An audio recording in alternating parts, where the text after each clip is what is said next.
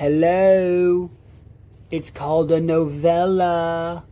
Duh. Anybody else, when they found out about this book, just picture Hermione saying that? Or is it just me?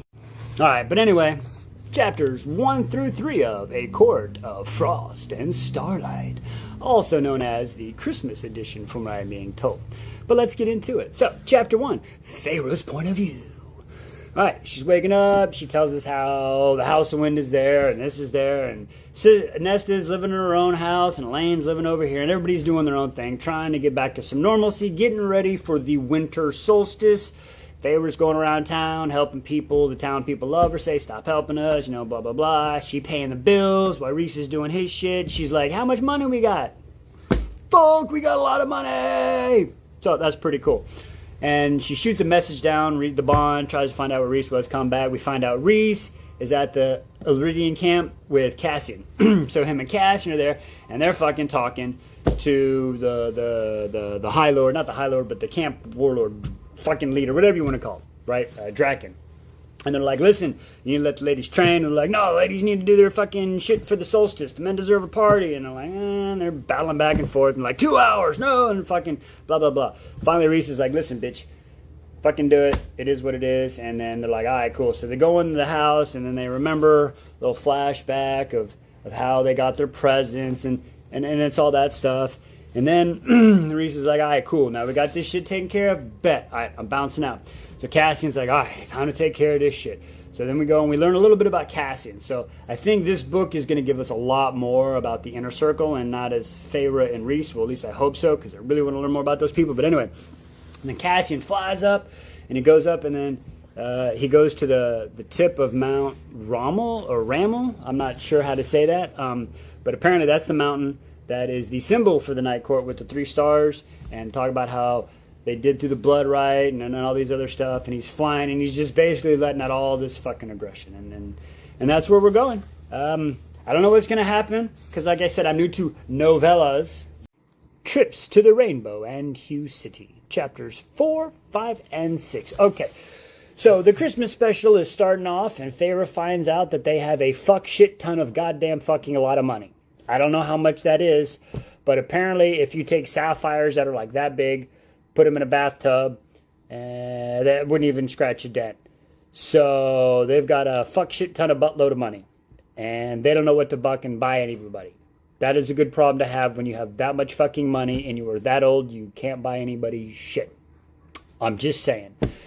But I digress. So as she's in Rainbow City, Feyre, she meets a new person. I guess her name is Rhys. I don't know. Starts with an R. We know that. And she seems pretty cool. Also kind of shady. I'm really sketchy about anybody we introduce now after that bitch Ianthe. Yeah, I ain't forgot about that hoe. Fucking the surreal deserved better. Again, I digress.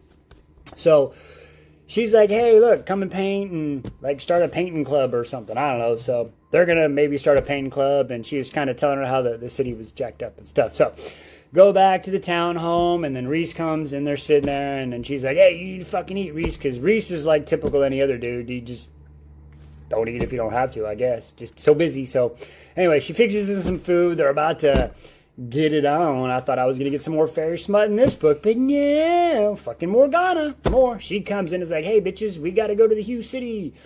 So, and she's like, I don't want to go to the Hue City. And they're like, oh, we got to go to the Hue City, summer solstice, plus we heard Eris is going to be there. So they all get dressed, they go to the Hue City, and they're sitting there, and they're basically like, what's up, bitches? And they're like, and fucking Kerr is a complete asshole, being an asshole to Moore. Apparently, Moore's rule where she can't go in the private quarters is still there from her mom.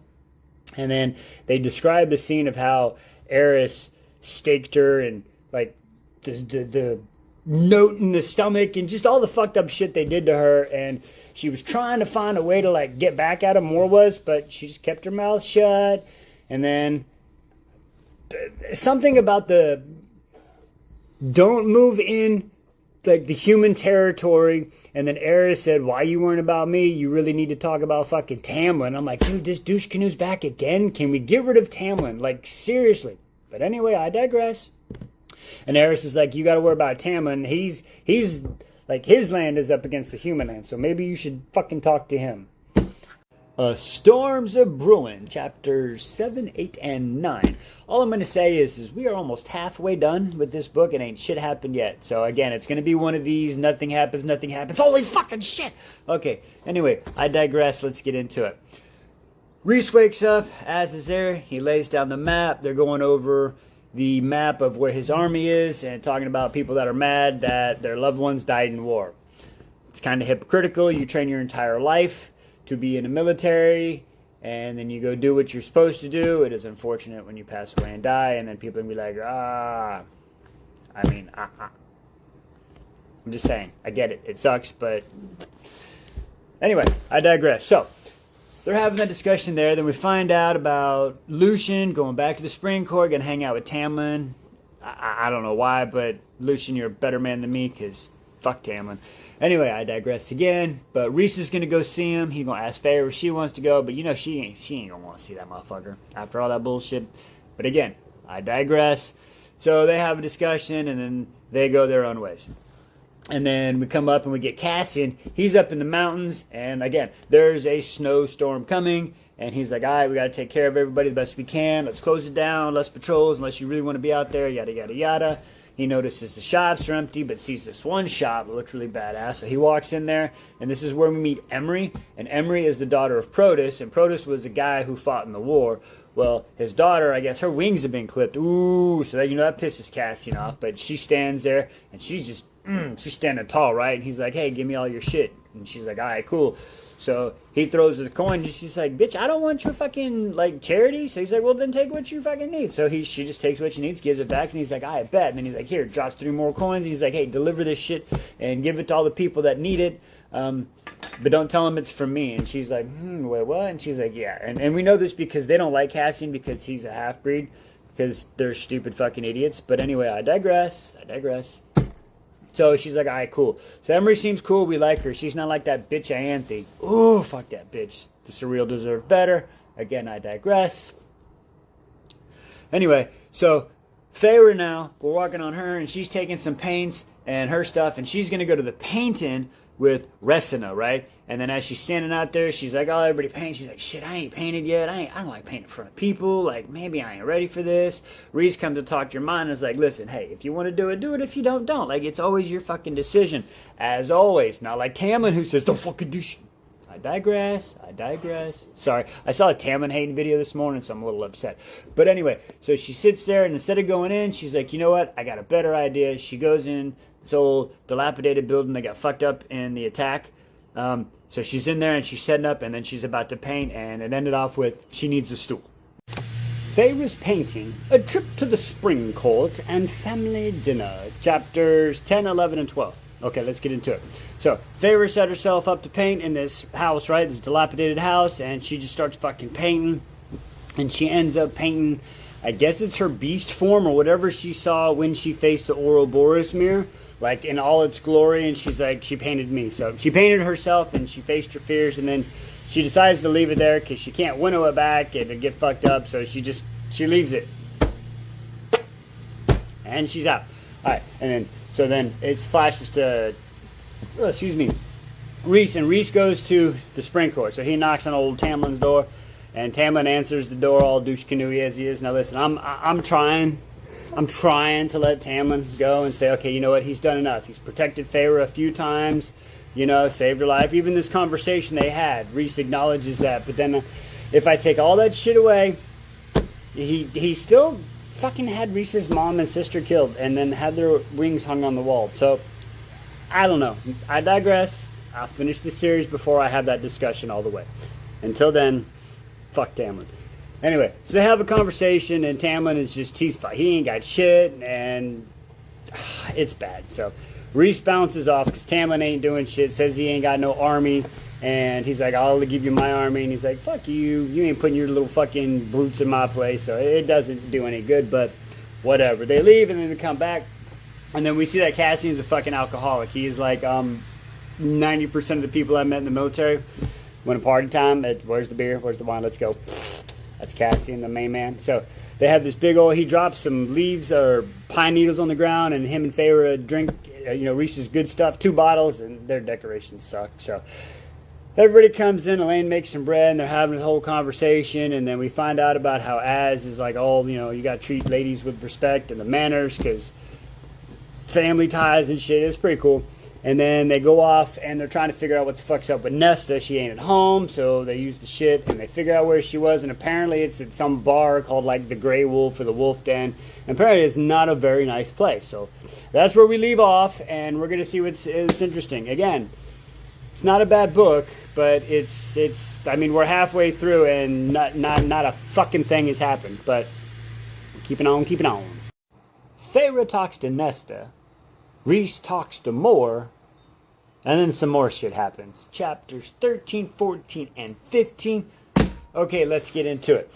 So as we start, alright, so Feyre is about to walk into the bar, it's a little dive bar, right? And she's gonna go talk to Nesta. So she walks in there and sees Nesta basically doing her fucking Doc Holliday. She's got this bunch of Fae males at the table, and they're playing fucking cards, and she's fucking winning, so it's hilarious. She thinks she's Doc Holliday. So Feyre walks up, and she's like, excuse me, gentlemales, and they all kind of like, we're gonna go get some drinks. So they bounce out, and Feyre's like, hey, what's up? Are you coming to Solstice? And they just have the blah, blah, blah, blah, blah, and it just kind of goes on, and basically, it turns out Nesta's like, bitch, get the fuck out of here. I'm tired of talking to you right now. I'll do what I want. And then as Feyre's leaving, Nesta says, hey, don't forget, rent's due, motherfucker. And Feyre's like, bitch, if you want me to pay rent, show up to Solstice. So it was kind of funny there. And then we fast forward to now Rhys having a conversation with Moore. So they're walking down by the river and having a conversation about what's coming up. And Rhys is like, hey, listen, Moore, I understand, you know, Kier and all the Deathbringers are going to come to Vallars, and it kind of sucks, but we had to do it. We understand, blah, blah. Moore's like, yeah, I know, it fucking sucks, but I get it. So this is where Rhys is like, listen, I need you to do something for me. You know, you got to go be the person that goes between all the territories to make sure everybody's cool, not, you know, doing some bullshit until we get peace going on, because nobody wants peace. And she's like, so are you making me do this because of that, or because Kerr's coming? He's like, listen, if you want to be here for Kerr, you be here for Kerr. I'm asking you to do this. Think of it as a, you know, I'm asking you, not ordering. And so it's just showing once again how Rhys gives choices, and Moore's battling with her dad and Eris and all that bullshit. And then we go back to Feyre, and Feyre's like out shopping with Elaine, and she finds this tapestry that's got this void fabric. It's really fucking cool. It's like made out of like venti like thing, where a lady that made it, the weaver that made it, lost her husband in the battle. At the first battle in the summer court and shit, so she's all sad, so she made the void fabric, and then after she made the void fabric, she made the silver lining fabric. So told the story, and it made Feyre very, very sad. So Feyre buys that, and she's like, fuck, I could have lost Rhys, it could have been us.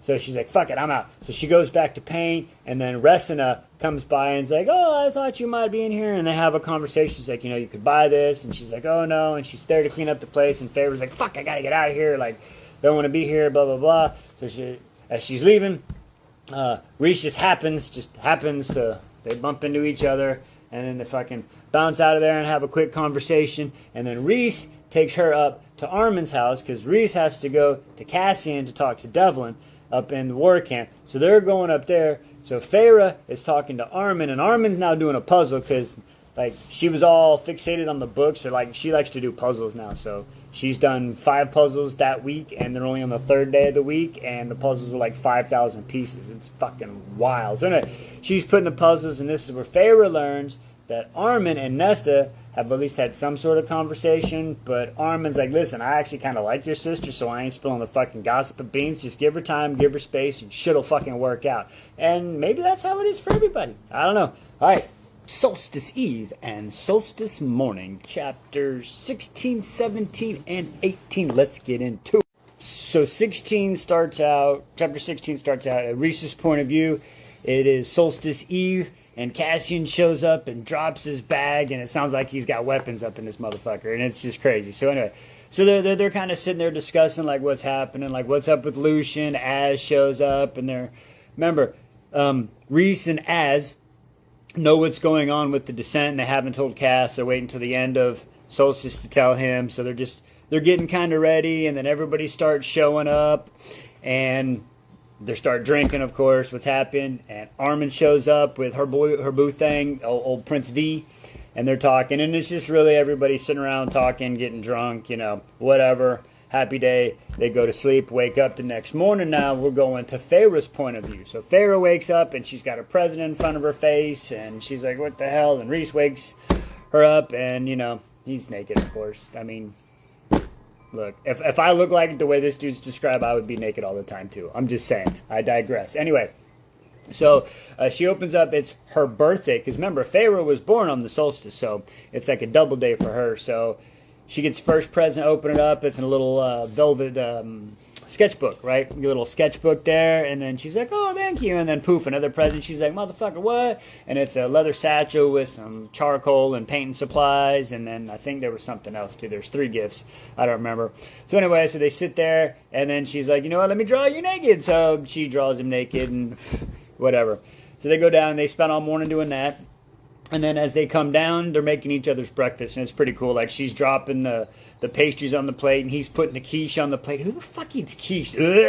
Anyway, I digress. So, puts a quiche, and then they're starting to pour some tea, and then all of a sudden, Az and Cassian fucking show up, and they're like, bounce, we out! And they're like, what the hell? And they're like, tradition! So, they're out. We don't know what they're doing, so she's sitting there, and then Elaine kind of comes out, and they're trying to have a conversation, and like, oh, do you think she'll show up? And then talking about Nesta, and Feyre's like, no, and then all of a sudden the knock on the door, and it's fucking Lucien. Lucian's like, hey, happy solstice, and Elaine's like, oh, it's just fucking you, and he's like, oh, great. So, you know, this is gonna go awkward. So they start to have a conversation. Of course, Feyre is a little fucking bit of a bitch on this one. I ain't gonna lie, she's a little fucking, I get it, she's trying to fix the shit, but whatever, chill the fuck out. She's kind of a dick to Lucien, so Lucien gets mad and during their conversation and saying, listen, you know, just fucking, you need to chill the fuck out. Anyway, I digress. I don't want to get too much into that for people that are reading. So anyway, so Lucien fucking bounces out, and then Feyre takes her aggression out on fucking Elaine, and Elaine's like, bitch, what the fuck did I do? Like, chill. Anyway, so fucking Elaine bounces out, and then fucking Morris sitting on the steps is like, hey, girl. And she's like, ah, shit. She's like, how much did you see? And she's like, listen, you want my advice? No, yeah. So she's like, listen, just let it work itself out. Like, you feel responsible. I get it. But let it work itself out, all right? You're trying too hard. When you're trying too hard, you're pushing it. And then it comes up like, what are the dudes doing? She's like, oh, shit, you don't know. Some more's like, let's go. And they winnow the fuck out of there, and she takes up. And the 3 most badass warriors, right? And what used to be, I don't know if he still is. Like, Rhys used to be the most powerful High Lord. But since he died and is reborn, I don't know if he still is. But these motherfuckers are having a snowball fight. And have apparently been having a snowball fight every solstice their entire fucking life. So Moore and Feyre are watching them do that, and then they go to the fucking cabin, and it ends with Feyre calling them fucking Aurelian babies, because, you know, that's what she does. And there we go. Another tradition. And it's time for chapters 19, 20, 21. Let's get into it. So, we find out Az wins the snowball fight, his 199th victory. Congratulations. So, after the snowball fight, apparently these 3 big badass warriors decide to all go get naked and get inside a sauna, basically. So as they're sitting in the sauna, Feyre's like, you know what would be fun? We're in this cabin. She's having some few images, and they're, you know, talking down the bond. So she sends an image of the things that they did a year ago when they mated in that cabin, when she, you know, handed the food and shit. And then he gets all fucking Rhys gets all bricked up, and they end up kicking him out. So that's funny. Flash forward, it's now solstice eve, and everybody's there. Everybody shows up, and fucking Feyre's about to do something, and all of a sudden they bring out this fucking 3-tiered cake with 21 candles, and Cassian and Moore and all them like, you didn't think we were gonna forget, did you? And Elaine's like, I made the cake with Narella, whatever her name, the twins, and the cake looks like the dresser she painted. And it's pretty cool. So good job, everybody, on that one. That was very nice. And then they start handing out fucking presents and stuff. And as they're handing out presents, fucking there's a knock at the door. Just one knock. And it's fucking Nesta, right? Nesta being an old bitch, you know. But anyway, so Nesta comes in. Elaine's like, oh, happy. So sits her down. And then they start opening presents. So Elaine gets Nesta a set of books. That's the only present she ends up getting. And then everybody else hands out presents and lingerie and all this other stuff.